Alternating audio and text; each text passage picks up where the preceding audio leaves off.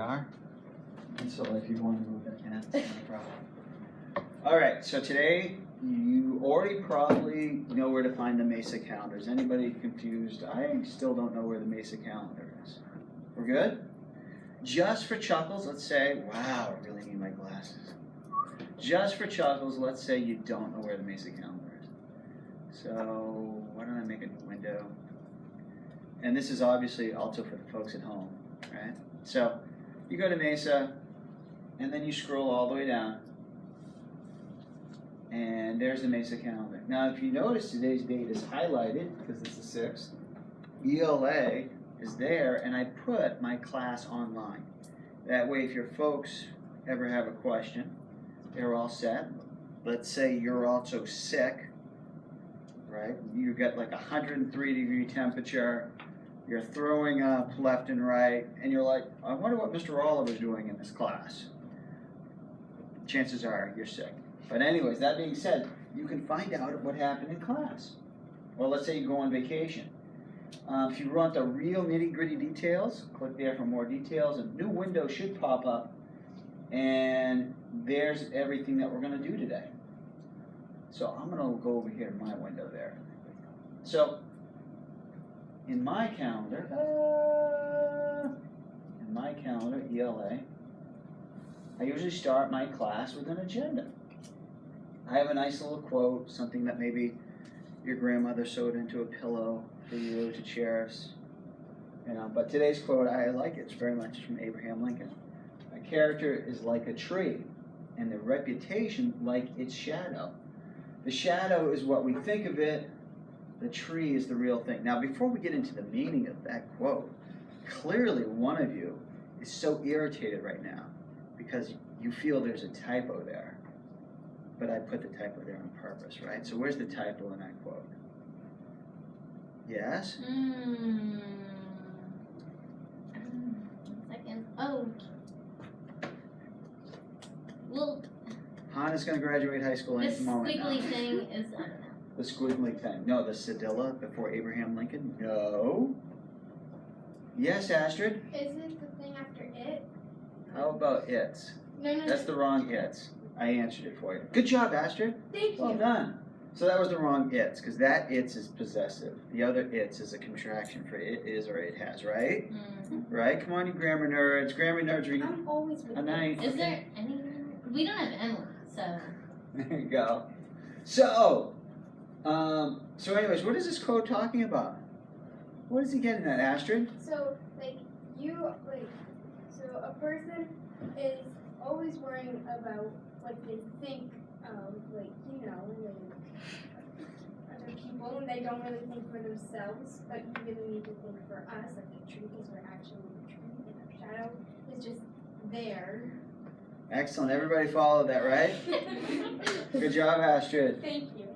I like this to another quote I tend to use quite a bit. You can't build a reputation on what you're going to do.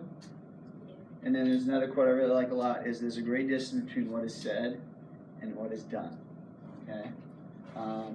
The character is the tree, the reputation its shadow. Your reputation is quite an interesting thing. So with my agenda, we're just going to go over, hey, here's what we're going to do in today's class. This is a great opportunity for you while we're going through the agenda to say, well, shouldn't we also talk about this, Mr. Oliver? Or, hey, let's think about this a little bit more, Mr. Oliver. This gives you an opportunity to have some control in this class. So we're going to talk about analogies, right? Everybody knows what an analogy is, right? Mm-hmm. Oh, thank you so much, Astrid, for raising your hand. An analogy is it's a comparison. It's a comparison. Like it is. It's like that. So an analogy, typically, here's an easy one for you. Up is to down, as left is to Right. There we go. That's an analogy. You maybe have seen these already. If you haven't seen these yet, you'll probably see them more in high school. There's the Miller's Analogies test. That's like how to get into graduate school kind of stuff. So, but analogies are a great way for me to see what are your language skills like? Not only just vocabulary, but how words relate to another. and I include a standard. We'll talk briefly about that later. We're gonna assign speeches. Can't have like the first day of school not assign speeches, right? So if you're in 6th grade, the speech you're gonna do is Gettysburg, right? Okay, Gettysburg. 7th graders, right? You guys are already planning what speech you're gonna do, right, Mila? No? I want to test out the one Eden did last year. Yeah, you want to take that for a test drive? I say, would be good for that. yeah, I think you would be, because you get that emotional boom, bang for that buck. I think you could do that. And that's a really nice compliment you just said there. Okay? I wonder if we'll do goods and bads today. I wanted. Yeah, what happened? Yeah. I've been Look at our wanting to for the schedule. We past had discussion. 4 days. So, if you're in 6th grade, Gettysburg is here. And when you do get email addresses, I can email them out. I can email it out to your folks as well. When you do get laptops, we can put this in the Google Classroom, okay? So, but at the very least, what's fair in life, you know the rules up front. Gettysburg for 6th grade. 7th graders can choose from Chaplin, Churchill, Martin Luther King, or Maya Angelou's inaugural poem. Okay, and it's an excerpt, it's not the whole thing. Just like Martin Luther King's speech, it's an excerpt, it's not the whole thing. And the same thing with Chaplin and Churchill, they're all excerpts. They're not the whole thing. Okay? So, yes. You know, Caitlin told me so. She said that she's already done with Gettysburg. Yeah. So she's There you go. Well, there. it'll be interesting because there's the memorization of it, right? You know this. Then there's the performing, and that's where I think I'm excited about 8th grade. I said this to Rowan and Marcos already. You guys have always been like 1 or 2. I said this year it's not about memorization. It's going to be about your story, your performance behind it. So I said 8th grade, it's wide open. It's open game. Hey there, Maggie. So do you have to memorize it, or do you have it like on a page? I'm sorry. Your 8th grade speech, you do not need to memorize. So if you're in 8th grade, you have to write your own speech and deliver it. Okay, so what about the other one? 7th grade, you memorize it. Okay. Okay? If I remember right, Gettysburg is about 270 words. I want to say the other one's right around 450-ish. Okay?